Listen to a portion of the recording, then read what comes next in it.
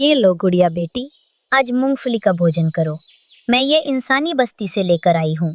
मूंगफली कभी कभी ही मिलती है।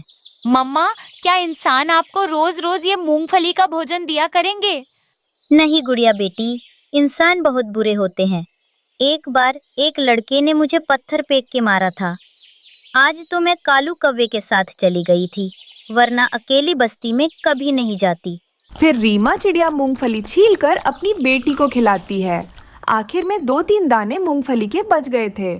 मम्मा, ये मूंगफली का दाना मुझे बहुत स्वादिष्ट लगा। क्या हम ये मूंगफली जमीन में नहीं बो सकते? आपको इंसानों की बस्ती में जाना नहीं पड़ेगा। हाँ बेटी, ये उपाय तो बहुत अच्छा है। चलो, मैं ये दाने बो देती हूँ। फिर रीमा चिड़िया उन दानों को खाली जगह में गड्ढा खोदकर बो देती है और थोड़ा सा पानी का छिड़काव लगा देती। धीरे धीरे वहाँ छोटे छोटे पौधे निकल गए थे, जिन्हें देखकर गुड़िया तो बहुत खुश होती है। मम्मा, देखो, छोटे छोटे पौधे निकल आए हैं। हाँ गुड़िया बेटी, कुछ दिनों में ये पौधे बड़े हो जाएंगे और हमको ढेर सारी मूंगफली खाने को मिलेंगी। उन दोनों की ये बात एक डाल पर बैठा कालू कौवा सुन लेता है। वो कौवा भी एक नंबर का चोर कौवा था। अच्छा, तो ये मूंगफली के पौधे हैं। इनसे पहले मैं मूंगफली खाऊंगा। जब मूंगफली यहाँ लगेंगी तो रात को चुरा ले जाऊंगा। अब तो वो भी हर दिन पौधे को देखने आता था। ये पौधे तो उतने के ही उतने हैं, ना तो कोई फूल है, ना कोई छोटी मोटी मूंगफली का दाना। कालू कौवा उदास मन से अपने घर चला जाता है। तब गोरी कौवी बोलती है, कालू, कहाँ है मूंगफली का दाना? पिछले 5 दिनों से बोल रहे थे तुम्हारे लिए मूंगफली लेकर आऊंगा। गोरी चिड़िया के पौधे वहीं के वहीं रखे हैं, उन पर कुछ नहीं लग रहा। मुझे तो वो पौधे बेकार लगते हैं। तुम मुझे उन पौधों के पास ले चलो। मूंगफली हो गई या बीरबल की खिचड़ी।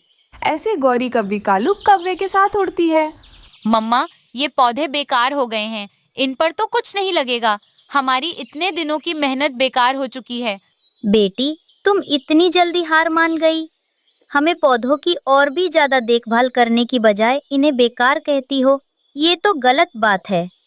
मम्मा, मैं समझ गई। हमें पौधों को नदी से पानी लाकर देना होगा, तभी ये पौधे और बड़े होंगे। अब मैं नदी से पानी लाती हूँ।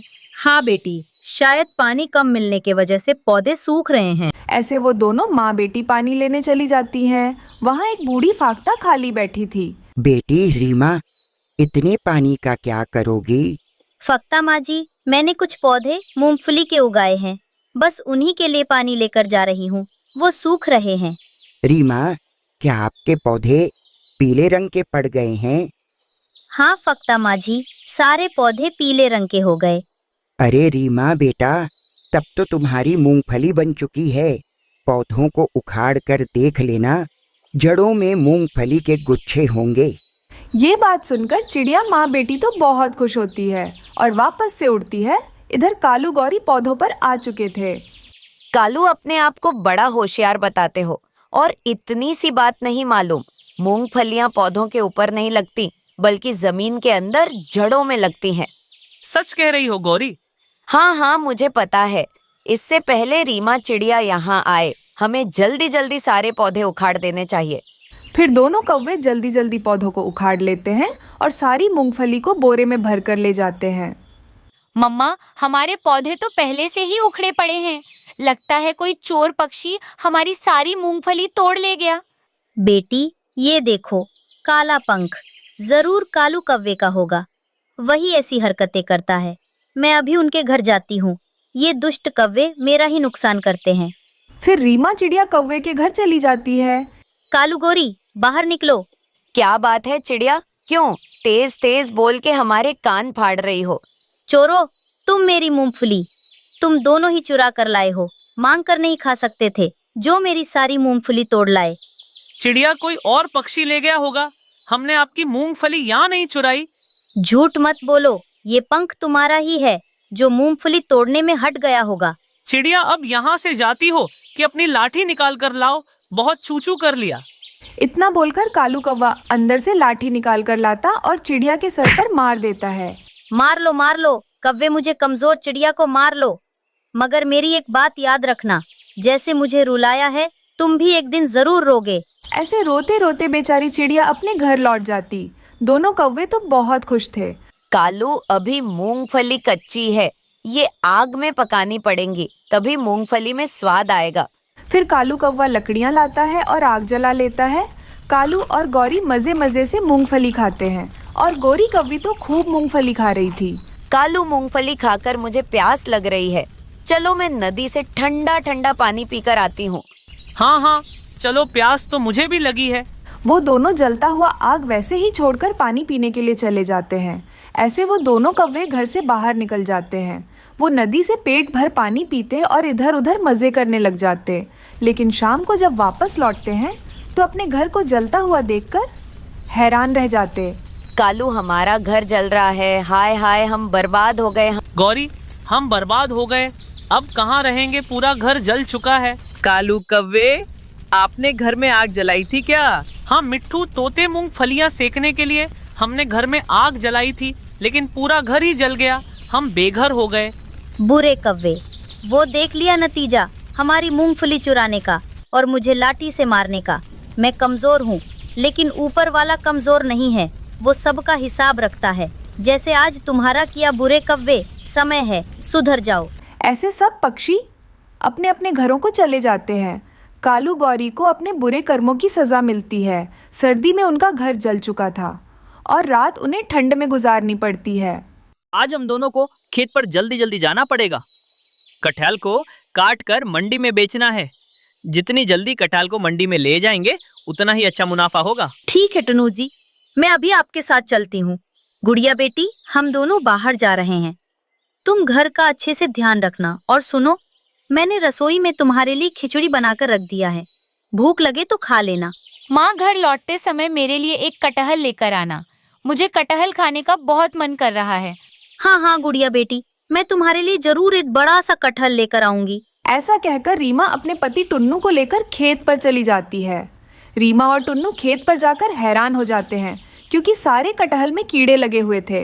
ये क्या हुआ टुन्नू जी, हमारे खेत में तो कीड़े लगे हुए हैं, सारे कटहल खराब हो गए हैं। रीमा, अब मुझे कुछ भी समझ में नहीं आ रहा है। अब मैं खेत में दूसरी फसल कैसे लगाऊंगा? मेरे पास अब कुछ पैसे नहीं है। मैंने सोचा था कि इन कटहल को मंडी में बेचकर अच्छे पैसे कमाऊंगा और फिर उन पैसों से खेत में अच्छी फसल लगाऊंगा। टुन्नू जी, आप हिम्मत मत हारिए, सोच समझकर काम कीजिए, सब ठीक हो जाएगा। आप चिंता मत कीजिए, वरना आपकी तबीयत खराब हो जाएगी। रीमा, मैं सोच रहा हूँ कालू कब्बे से थोड़ा सा कर्ज ले लूं और दूसरी फसल लगाऊं। आप ठीक कह रहे हैं टुन्नू जी, लेकिन उससे पहले हम अपनी खेत की अच्छे से सफाई करेंगे, तभी तो हम नई फसल लगा पाएंगे। फिर टुन्नू कुल्हाड़ी से 2 कटहल के पेड़ों को काट लेता है। तभी अचानक रीमा को एक कटहल खेत में गिरा हुआ दिखाई देता है। टुन्नू जी, ये देखिए, यहाँ पर एक कटहल गिरा हुआ है। ये कटहल बहुत ताज़ा लग रहा है, इसमें तो कोई भी कीड़ा नजर नहीं आ रहा। अरे रीमा, ये तो मुझे कोई जादू लग रहा है।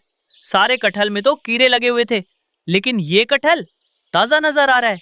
ये कैसे हो सकता है? हाँ टुन्नू जी, मुझे भी ऐसा ही लग रहा है। अब मैं ये कटहल घर ले जाती हूँ, गुड़िया को कटहल खाने का बहुत मन कर रहा था। फिर रीमा कटहल को लेकर अपने घर जाती है।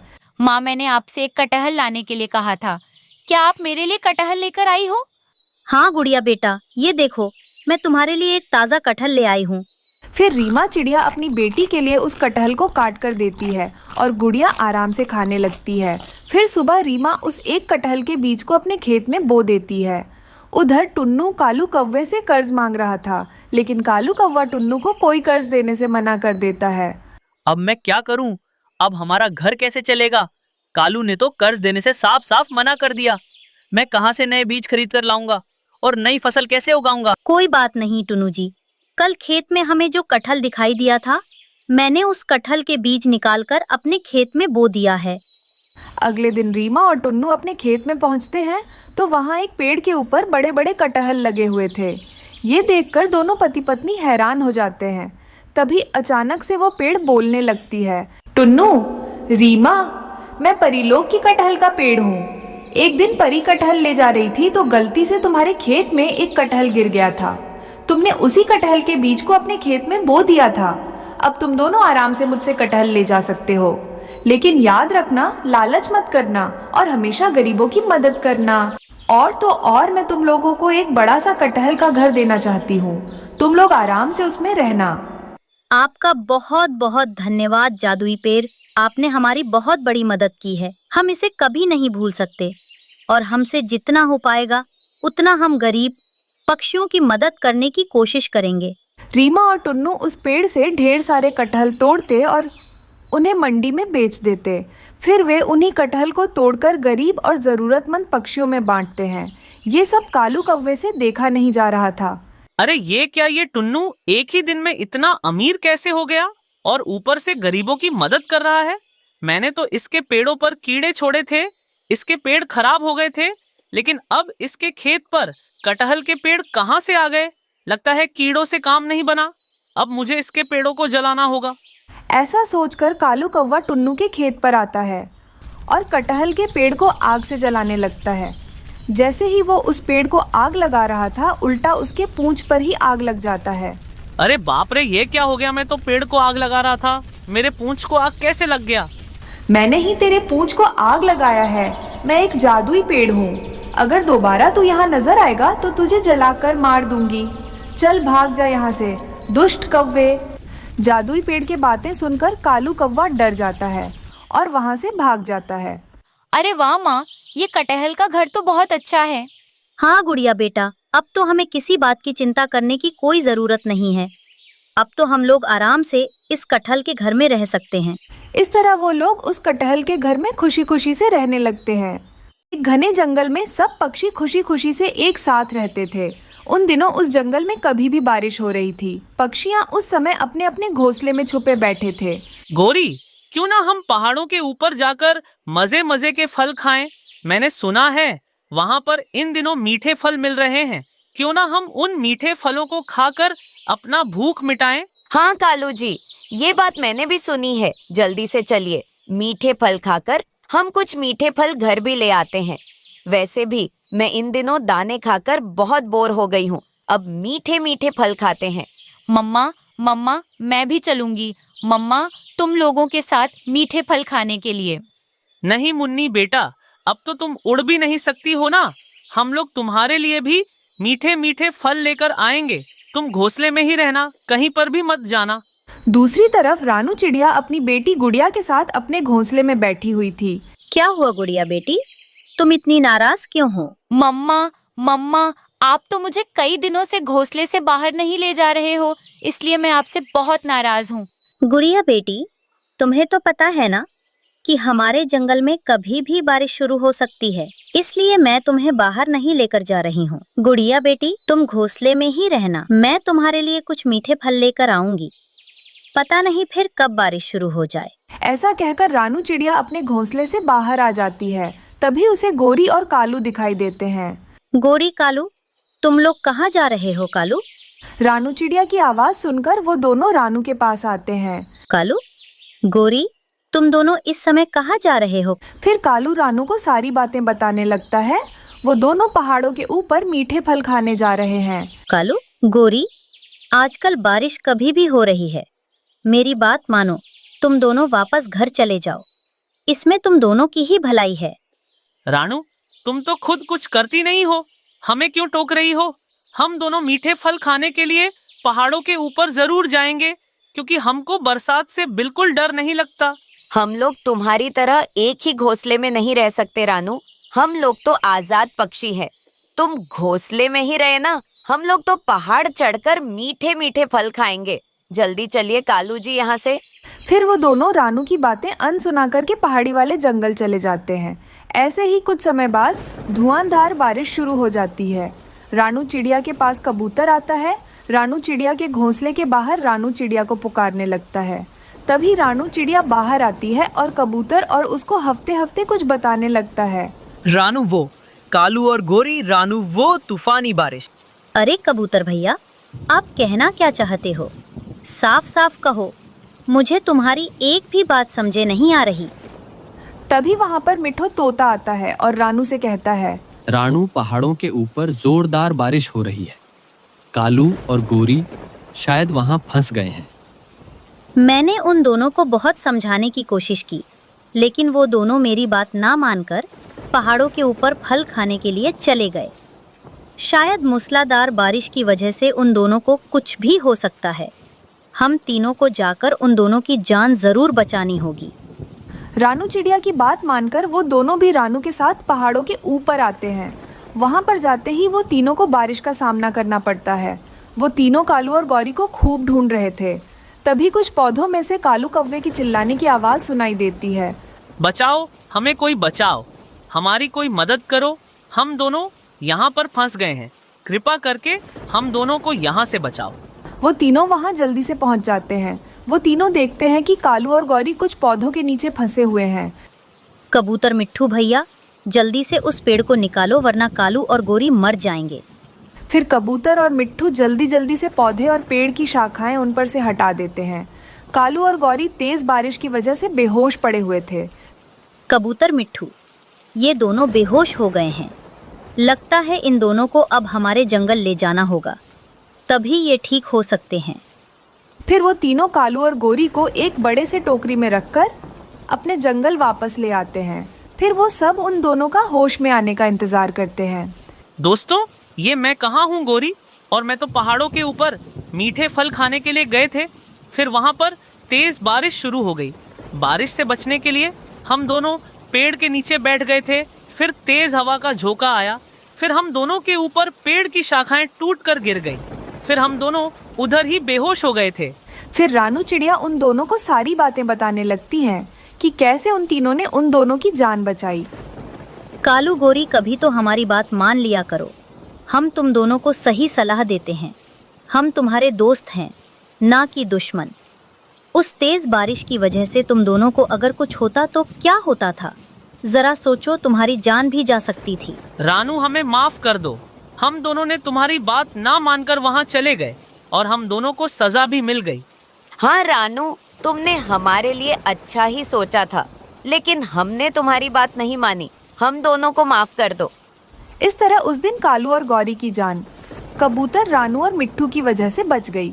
जंगल में धुआंधार बारिश हो रही थी, जिसके कारण जंगल में खाना मिलना बहुत मुश्किल हो गया था।